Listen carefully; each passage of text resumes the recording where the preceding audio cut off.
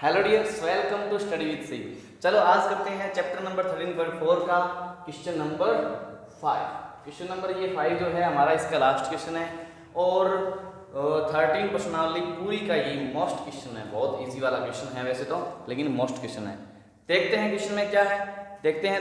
Question number 5 बोल रहा है कि 20 सेमी ऊंचाई और 20 सेमी ऊंचाई और शीर्ष कोण 60 सेमी डिग्री वाले एक शंकु को उसकी ऊंचाई के बीचों बीच से जाते हुए एक तल से दो भागों में काटा गया है। चलो पहले देखते हैं, एक शंकु है जो क्या है 20 सेमी ऊंचा है।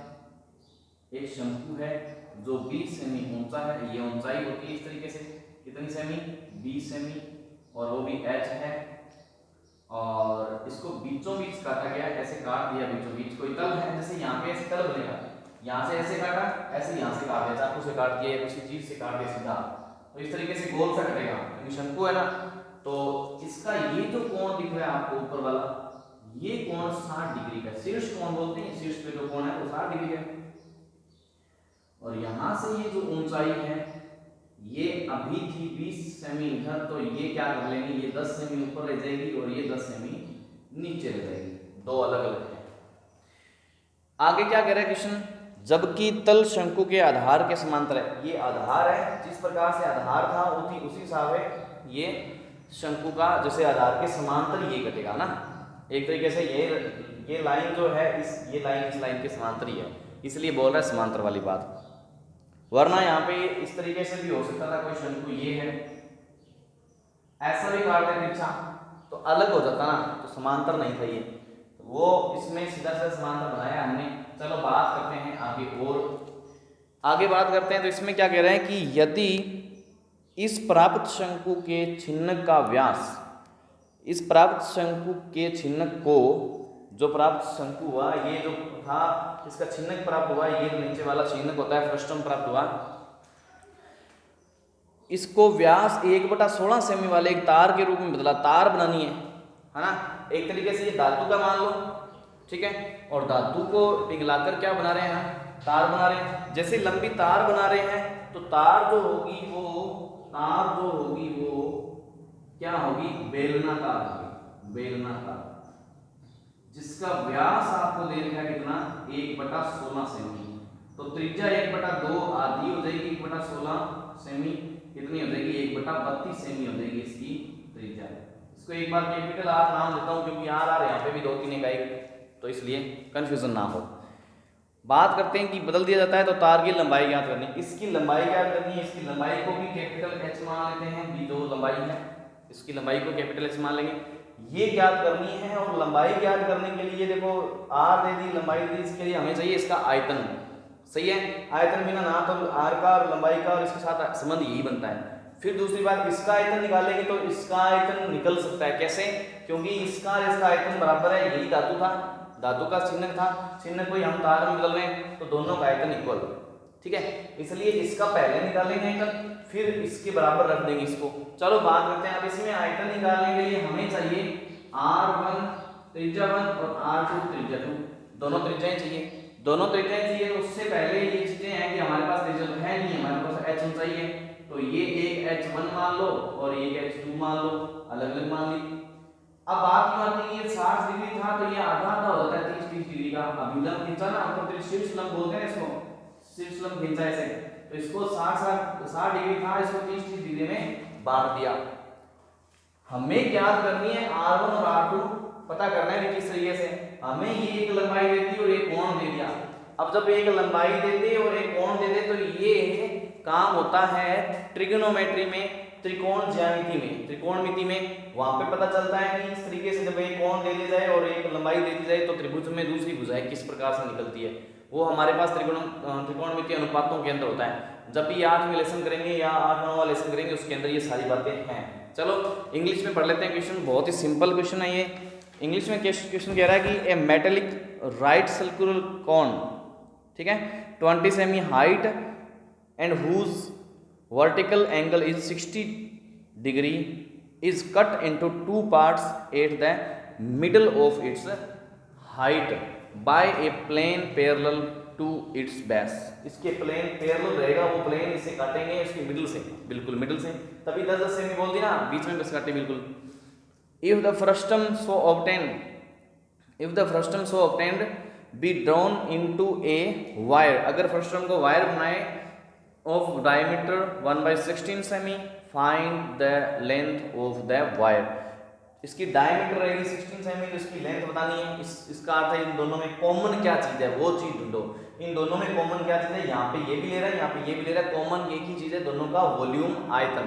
चलो बात करते हैं क्वेश्चन किस तरीके से करना है। सबसे पहले हमें निकालनी पड़ेगी इसकी रेडियस, R1 और R2 दोनों निकालनी पड़ेगी। R1 और R2 निकालने के लिए हमारे पास है त्रिकोणमिति, है ना, त्रिकोणमितीय अनुपात है, और वो किस लेसन नंबर 8 में है। अगर किसी विद्यार्थी ने लेसन नंबर 8 नहीं किया तो वो हम लेसन नंबर जब भी 8 करेंगे, थोड़ा सा इस क्वेश्चन को एक बार आपको इतनी चीज या तो समझ आ रही है तो अच्छी बात है, नहीं तो सुना थोड़ा सा पेंडिंग रखना पड़ेगा आपको हल्का सा, ठीक है। करेंगे इसके बारे में बात। तो बात स्टार्टिंग में क्या करते हैं कि हम इसको नाम दे देते हैं। इधर ये त्रिभुज लेना पड़ता है, त्रिभुज से निकलेगी ए, इधर इस बिंदु को बी, इस बिंदु को सी, इस बिंदु को डी और इस बिंदु को ई नाम देते हैं, जिससे हमें दो त्रिभुजों का पता चल जाएगा कौन से। सबसे पहले देखो यहाँ पे देखते हैं कि छिन्न की ऊंचाई लेते हैं, छिन्न की ऊंचाई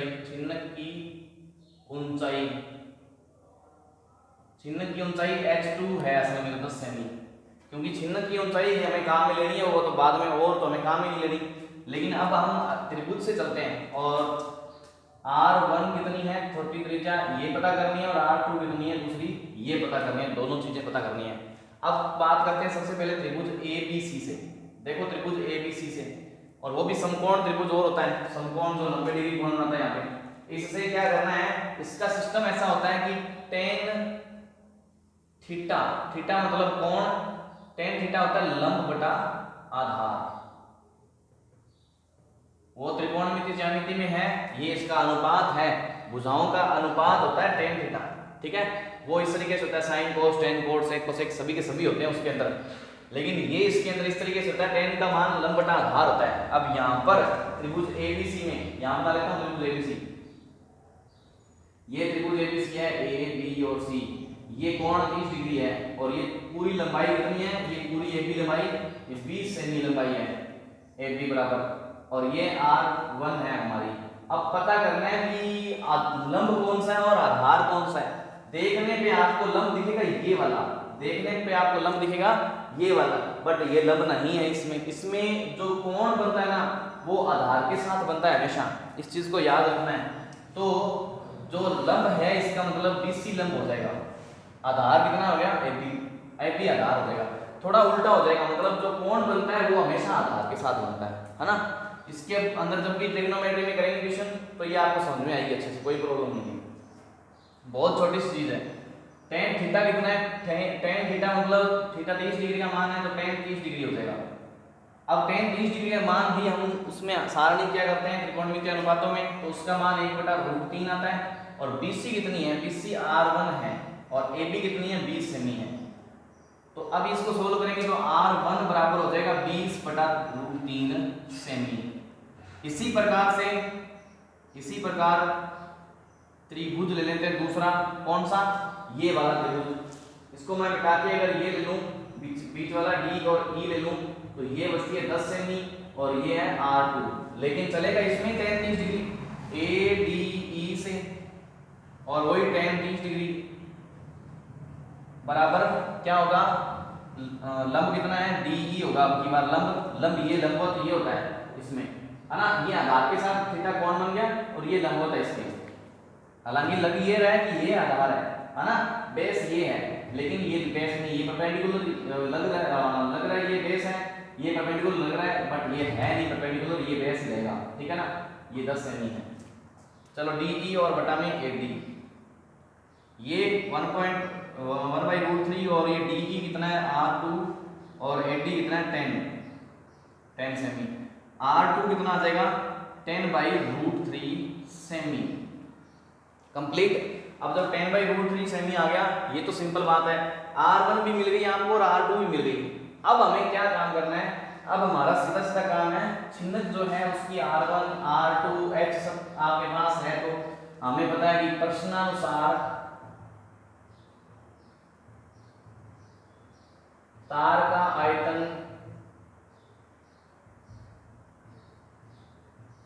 बराबर चिन्हक का आयतन। सही है, तो चिन्हक का आयतन दोनों का बराबर है, तो तार का आयतन पाई आर स्क्वायर एच और चिन्हक का आयतन 1/3 पाई R1 square R2 square plus R1 और R2 और H।